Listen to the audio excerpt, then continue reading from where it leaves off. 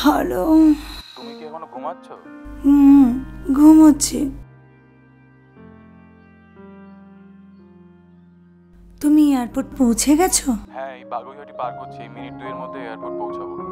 আচ্ছা শোনো, আমি টেবিলে তোমার জন্য ব্রেকফাস্ট বানিয়ে রেখেছি, আর আমি যে অবধি না আসবো তোমাকে রান্না করে আর খেতে হবে না। তোমার ড্রয়ারে টাকা রেখেছি, তুমি কিছু একটা অর্ডার করে নিও, কেমন? আচ্ছা তুমি আমায় কি ভাবো বলো তো, আমি কি রান্না করতে পারি না? প্রতিবার যাওয়ার সময় তুমি এইরকম কেন করো? কেন করি তুমি জানো না? জানি তো, কি? যে তুমি তোমার থেকেও আমাকে বেশি ভালোবাসো।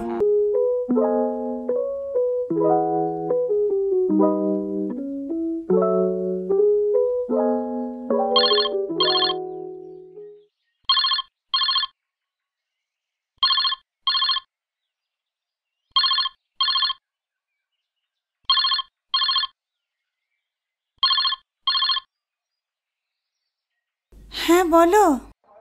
আমার বোর্ডিং হয়ে গেছে, একটু পরেই ফ্লাইট দেবে, তো তুমি কি করছো? এই যে স্নান করে উঠলাম সবে, এবার রেডি হচ্ছি। আচ্ছা শোনো, তুমি ব্রেকফাস্ট করেছো? হ্যাঁ বাবা, একদম ঠিক করে করেছি। আচ্ছা শোনো, তুমি খুব সাবধানে থাকবে, 3 টাইম কিন্তু ফোন করা চাই, আর ফ্লাইট থেকে নেমে কিন্তু আমাকে অবশ্যই ফোন করবে, কেমন? যথা আজ্ঞা দেবী। আর আমি যখন শহরের বাইরে যাই, ফোনে আমার এক কথাগুলো শুনে শুনে অভ্যেস হয়ে গেছে। এখনো তোমার আমাকে নিয়ে চিন্তা? আচ্ছা চিন্তা করবো না বলো? তুমি আর আমার ছেলে রিক ছাড়া কে আছে আমার? ছেলেটাকে পড়াশোনার জন্য বোর্ডিংয়ে পাঠিয়ে দিলে, তুমিও সপ্তাহে সপ্তাহে বাইরে চলে যাও। একবার ভেবে দেখেছো এত বড় ফ্ল্যাটে আমি একা একা কি করে থাকি? দেখো, ছেলে বড় হচ্ছে, এখন মা বাবার সাথে থাকবে, ব্যাপারটা কেমন দেখায় না? ও, ছেলে বড় হচ্ছে না ছেলের বাবা ছোট হচ্ছে আস্তে আস্তে? শোনো, আমার ফ্লাইটের অ্যানাউন্সমেন্ট হয়ে গেছে, এবার আমি রাখি। হ্যাঁ হ্যাঁ রাখো, কিন্তু রিককে একটা ফোন করে নি, ও রোজ বলে, বাপি একবারও ফোন করে না আমাকে। আচ্ছা ঠিক আছে, করে নেবো, এখন রাখি। শোনো, I love you. I love you two.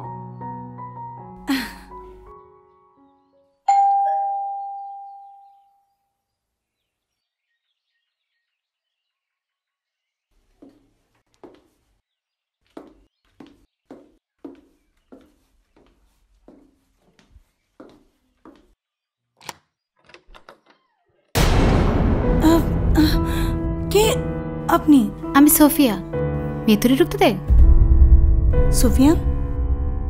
আমি তো এই নামে কাউকে চিনি না। মনের আর কি দোষ বল, মনে রাখতে চাইলেই তো মনে পড়বে। তাছাড়া তুই তো আমাদের সাথে যোগাযোগই রাখলি না, তাই আমি যে চলে এলাম তোর সাথে দেখা করতে। দেখুন, এটা যদি কোনো প্র্যাঙ্ক ভিডিও পারপাস হয়, আমি আপনাকে পরিষ্কার করে বলে রাখছি, আমি এগুলো একদম পছন্দ করি না। কি সব বলছিস তুই? মানছি 10টা বছর কেটে গেছে, তা বলে সোফিয়া নামে কাউকে চিনিস না? আমি আপনাকে কি করে বুঝাবো যে আমি সত্যি আপনাকে চিনতে পারছি না? আমি এই নামে কাউকে চিনি না। দরজার ফাঁক দিয়ে দেখলে সবাইকে অচেনাই লাগে। তাছাড়া 10টা বছর পেরিয়ে গেছে, মানছি আমার শরীরে পরিবর্তন ঘটেছে, তা বলে তুই আমাকে চিনতে পারছিস না, এটা আমি মানতে পারছি না। ভালো করে দেখ আমাকে। কি রে, চিনতে পারলি? দেখুন, নির্ঘাত আপনার কোনো ভুল হচ্ছে। আপনি নিশ্চয়ই অন্য কোনো ফ্ল্যাটের সঙ্গে গুলিয়ে ফেলছেন। গুলিয়ে ফেলেছি মানে? তুই তো আমাকে গুলিয়ে দিচ্ছিস। তুই ঢঙ্গি টাইপের রয়ে গেলি। কি বললেন? ঢঙ্গি? এবার বল তো ডাক নামটাও মনে নেই। বিশ্বাস হলো? এবার আমাকে ঘরে ঢুকতে দে, ভেতরে ঢুকতে দে। ওয়াও, এটা তোদের নিজেদের ফ্ল্যাট নাকি বরের কোম্পানি থেকে পেয়েছিস? দেখুন, আমি কিন্তু সত্যি আপনাকে এখনো চিনতে পারলাম না। বেশ ভালো সাজিয়েছিস তো। তা কত স্কোয়ার ফিট? 2000। 2000? এই এলাকায়? রাজপ্রাসাদ তো। তা কটা বেডরুম আছে? তুই কি রে, এতদিন পর তোর সাথে দেখা করতে এলাম, কোথায় একটু ঘুরে ঘুরে ফ্ল্যাটটা দেখাবি তা না? আমি কিন্তু কোনো অচেনা লোকের আমার বাড়িতে ঢোকা পছন্দ করি না। তুই কি সত্যি আমাকে চিনতে পারছিস না? আপনার কি মনে হয় আমি আপনার সঙ্গে রসিকতা করছি? আমি সোফিয়া। নামটা অনেকবার শুনলাম। লক্ষ্মী মাসির ফ্ল্যাট, 10 বছর আগে, সন্ধেগুলো কিছু মনে পড়ছে না? লক্ষ্মী মাসির ফ্ল্যাট 10 বছর আগে? দেখুন, আমি এসব কিচ্ছু বুঝতে পারছি না, আমি এসব কিচ্ছু চিনি না। আপনার যেটা বলার স্পষ্ট করে বলুন।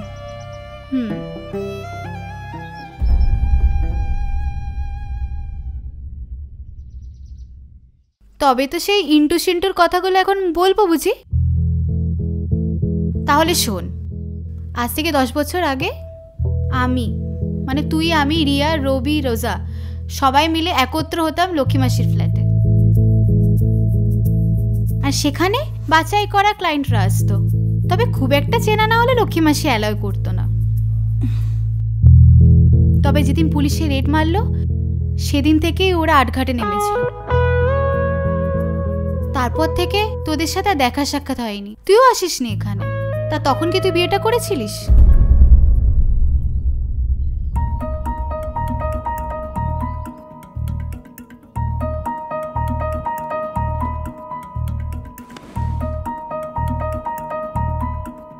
তাহলে আপনি বলতে চাইছেন কোন সাম মাসির ফ্ল্যাটে আমার যাতায়াত ছিল, তাই তো?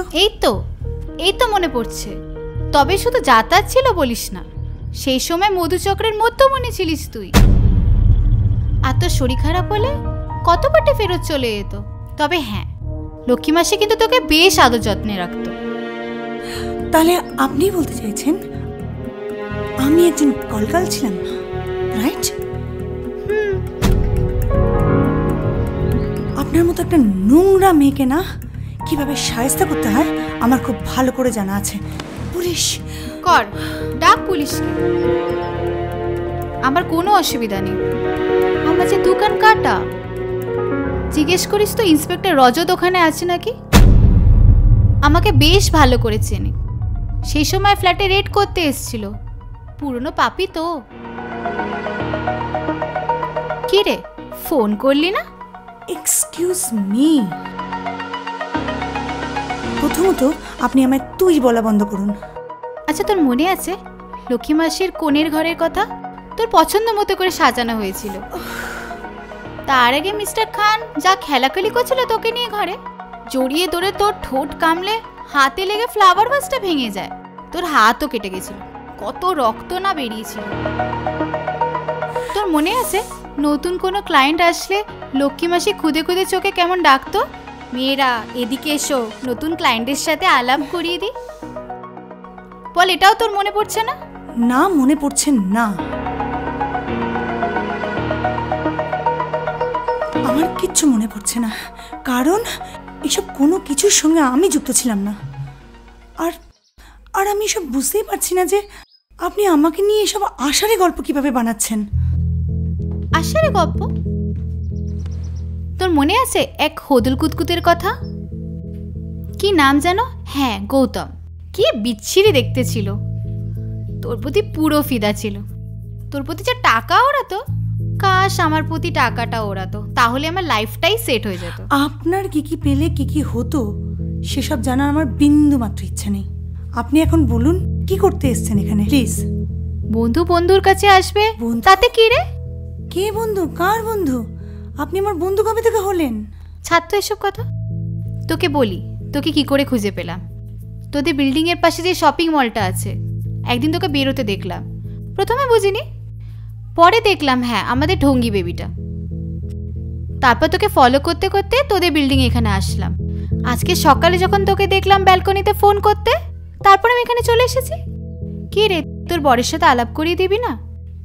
দুদিনের জন্য অফিসের কাজে বাইরে গেছে। বাচ্চা কাচ্চা কটা? আমার একটাই ছেলে, পড়াশোনার জন্য বাইরে আছে। ছেলেকে ছেড়ে থাকতে কষ্ট হয় না? ওর বাবার ইচ্ছা তাই। তোদের ব্যাপার স্যাপারই আলাদা। আর আমার দেখ, পাথর চাপা কপাল। একজনের সাথে ঝুলে গেছিলাম, সেটাও টিকলো না। মাঝখান থেকে দুটো বাচ্চা। তাই ফাঁকা ফ্ল্যাটে পুরনো ঘুটিগুলো নড়ে চড়ে দেখিস। আপনাকে কেন যে এত সহ্য করছি সেটাই বুঝতে পারছি না এতক্ষণ ধরে। আপনি কি যাবেন নাকি আমি সিকিউরিটি ডাকবো? ডাক ডাক তোর সিকিউরিটিকে। আজকে আমি জেনেছি, কাল আরও 5টা পাবলিক জানবে। আর এরকম রসালো কথা সত্য না মিথ্যে কেউ যাচাই করেও দেখবে না। যা ডাক তো তোর সিকিউরিটিকে। কি রে, এতদিন বাদে তোর বাড়িতে এলাম, ঠান্ডা গরম তো কিছুই জিজ্ঞেস করলি না। থাক, আমি নিয়ে নিচ্ছি।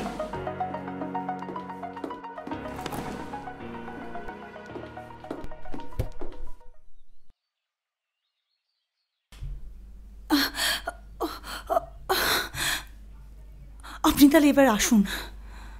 কেন রে, তোর সাথে একটু গল্প করলে তোর সুখের সংসার ক্ষয়ে যাবে নাকি? গল্প?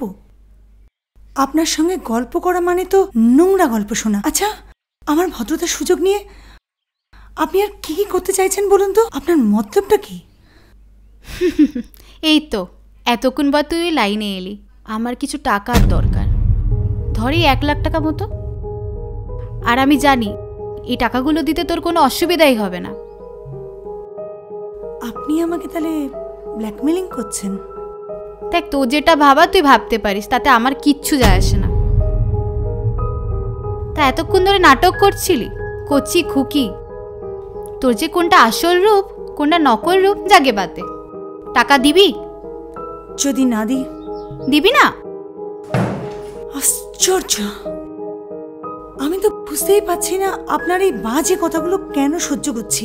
শুনুন, আপনি যে ওই যে নোংরা একটা নাম ধরে ডাকছিলেন না, ঢঙি বলে, নেক্সট টাইম আমাকে ওসব নাম ধরে ডাকবেন না।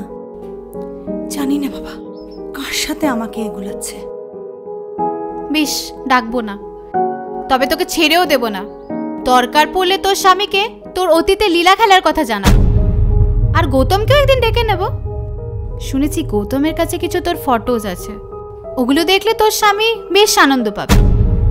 আর এখন যা তোর গ্ল্যামার বেড়েছে, হতে পারে গৌতমে কিছু লাভ হতে পারে। চেষ্টা করে দেখতে পারেন, কোনো লাভ হবে না। আমার স্বামীর না আমার উপরে অগাধ বিশ্বাস আছে। আপনার এই রগরগে বেসলেস গল্পে ওর কোনো ইন্টারেস্ট নেই ম্যাডাম। সেটাই তো মুশকিল। এই 10 বছরে কোন এক ফাঁকে নিয়ে তোর সব কথা বলে বরকে ঠিক বশ করে রেখেছিস। আমি বলি না, আপনি আমার বাড়িতে ঢোকার সাহস পেয়েছেন, আর অনেকক্ষণ ধরে আপনার এই আষাঢ়ে গল্পগুলো বকবক করে যাচ্ছেন। আমার স্বামী যদি থাকতো না, আপনাকে এতক্ষণ ঘর ধাক্কা দিয়ে বার করে দিত। বাবা, এত বিশ্বাস? তোর অতীতে কথা শুনলে এত বিশ্বাস থাকবে? আচ্ছা, টাকা কটা দিলে তোর কি যায় বলতো? আচ্ছা, তো ব্ল্যাকমেলিং করাটাই আপনার কাজ, তাই তো? বিশ্বাস কর, তুই একটা বড় বিপদে পড়ে তোর কাছে এসেছি। আমার 2টো বাচ্চা, ওদেরকে নিয়ে আমি একা থাকি। ছোটটা আবার হার্টের অসুখের জন্য ট্রিটমেন্টে টাকা দরকার। তোর তো অনেক আছে, দে না রে। মনে কর এই টাকাটা দিলে তোর পুরনো কোনো বন্ধুর উপকার হবে। সবার কাছে টাকাটা কি চাওয়া যায় বল?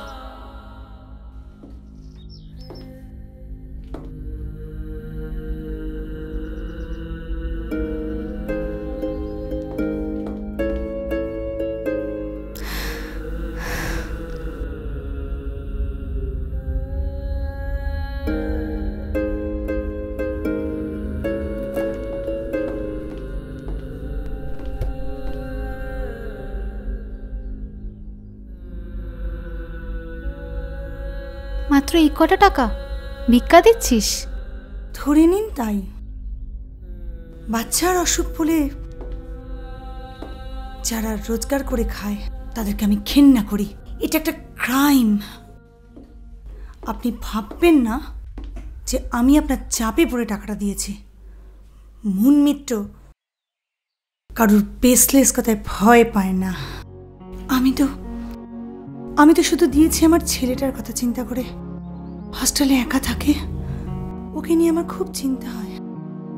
একজন মা হিসেবেই টাকাটা আমি দিয়েছি, বুঝতে পেরেছেন? এবার জাস্ট চলে যান আমার ফ্ল্যাট থেকে প্লিজ। ভালো থাকিস, হয়তো আমারই ভুল ছিল। চলি রে।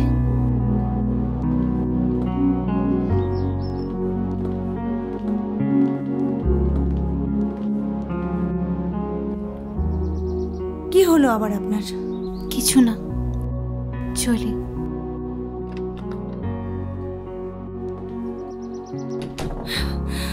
রাব্বিশ, যত সব।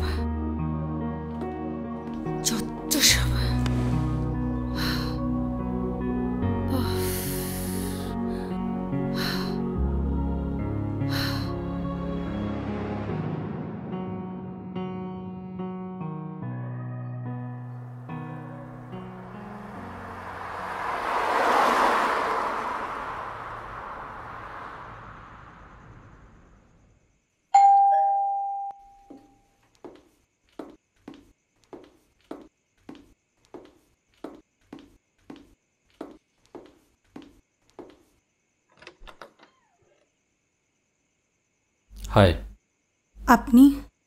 রাহুল। ও, আসুন।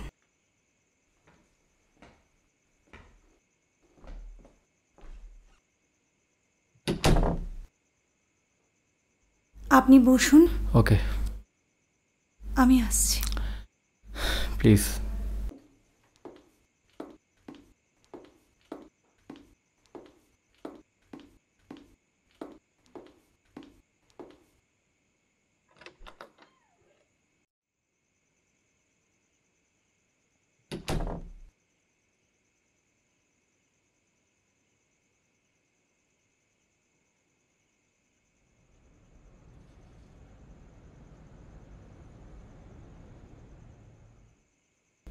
শুনছেন? হুম।